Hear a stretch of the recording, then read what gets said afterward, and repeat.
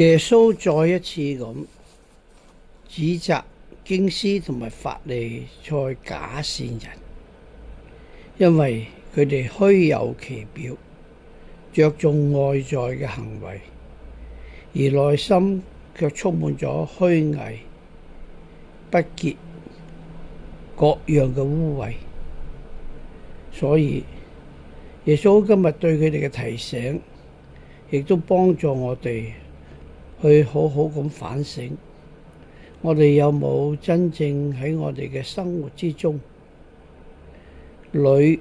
外一致，真正咁表達出我哋嗰份仁愛公義嘅心，而唔係好似耶穌所講，好似墳墓一樣，出邊睇起嚟都幾咁華麗，而入邊就係死者嘅骸骨充滿咗污穢。讓我哋能夠真正成為一個正義嘅人，去除一切內心嘅虛偽。